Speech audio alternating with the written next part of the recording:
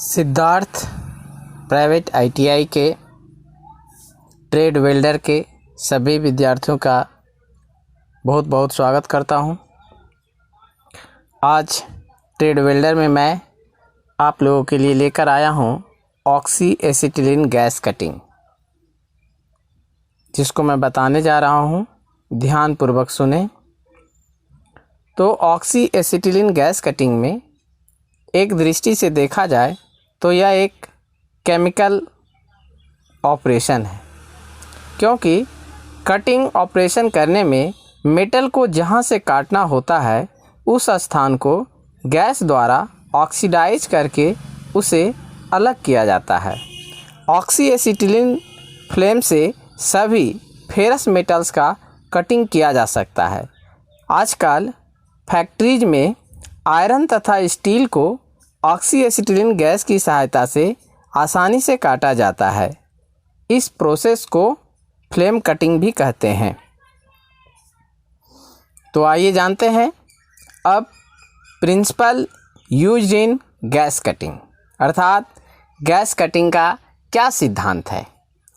इस प्रोसेस में कटिंग करने वाले मेटल को गैस फ्लेम द्वारा पहले कंबशन टेम्परेचर तक लगभग 900 डिग्री सेल्सियस रेड हॉट किया जाता है।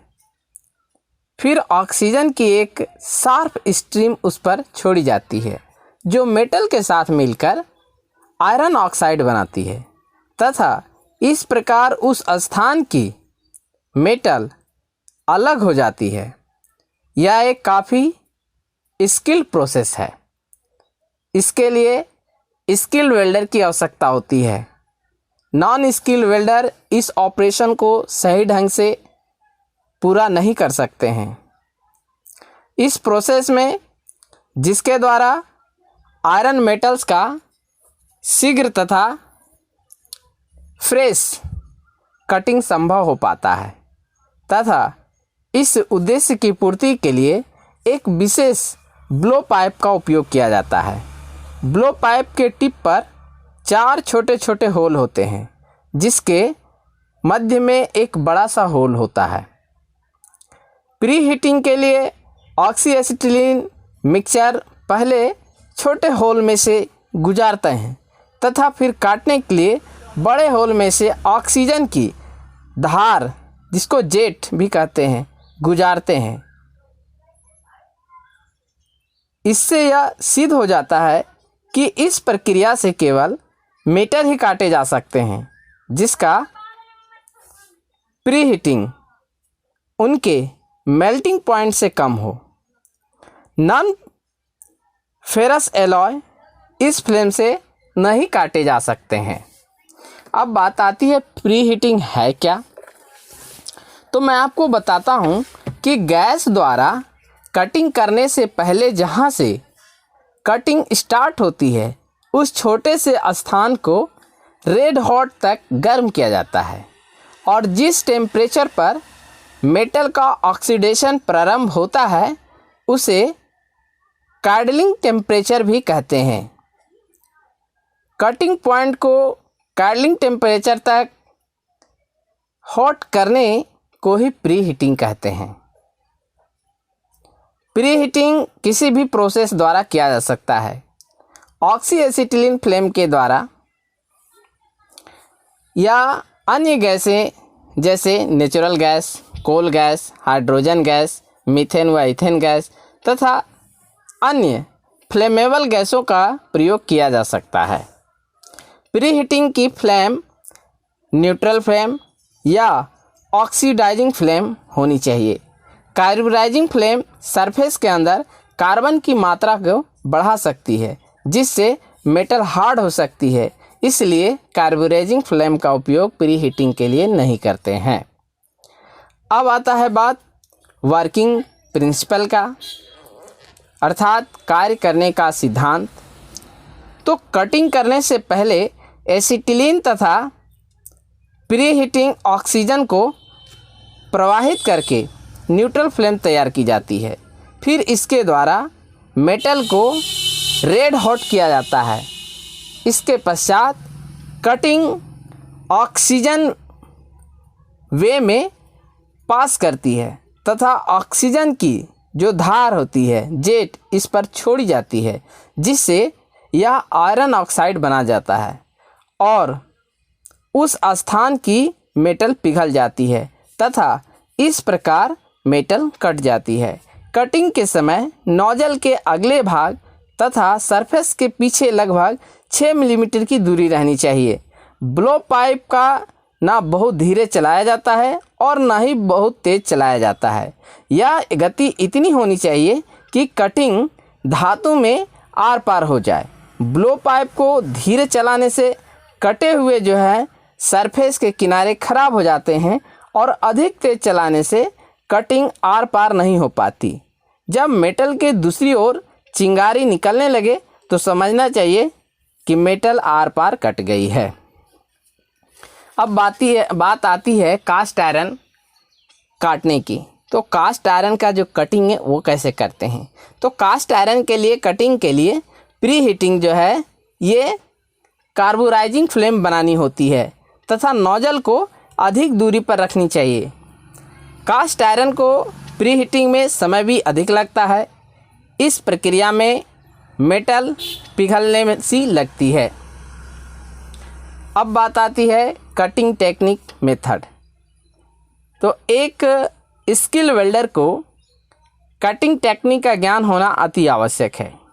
कटिंग टेक्निक वह टेक्निक है जिसका ज्ञान ना होने से किसी भी मेटल की कटिंग करने में कठिनाई हो सकती है तथा कटिंग कार्य को आसानी से तथा सुगमतापूर्वक संपन्न करने में परेशानी हो सकती है।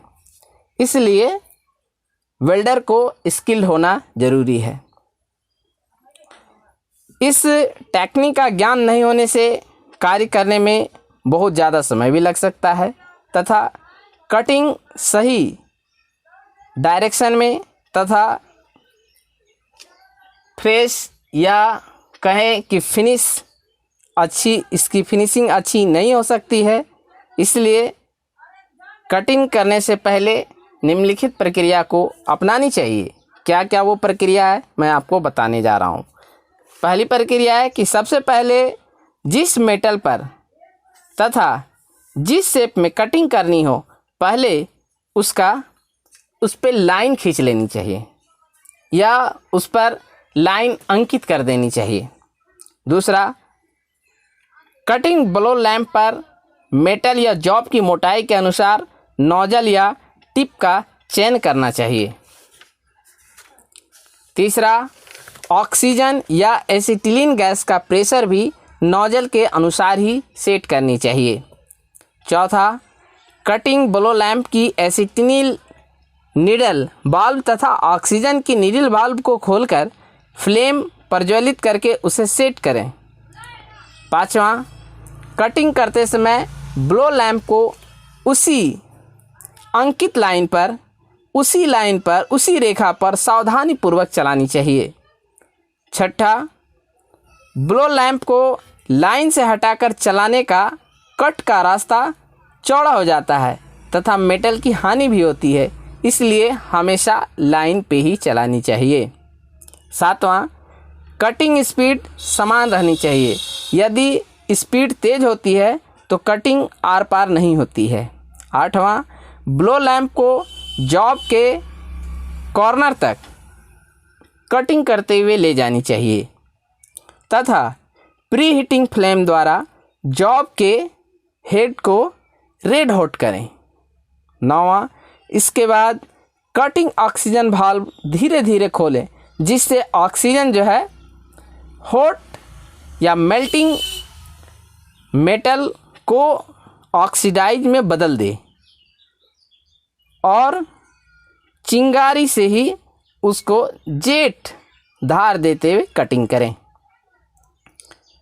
10वां, फ्लेम की जॉब से दूरी 1.5 मिलीमीटर से कम नहीं होनी चाहिए। इस दूरी को आगे तक एक समान ही रखनी चाहिए। 11वां, जो जॉब के बीच में बड़ा होल करना हो तो जॉब को थोड़ा अधिक गर्म करके नोजल को करीब 12 मिलीमीटर तक ऊपर उठाकर ऑक्सीजन की जेट धार को छोड़ना चाहिए, जिससे एक होल बन जाए तथा उसको आवश्यकता अनुसार आकार में बड़ा किया जा सकता है। तो ये थे ऑक्सी एसिटिलीन कटिंग। तो आज इतना ही। इसको बढ़िया से रिपीट करके बार बार सुने और नोटबुक में उतार लें।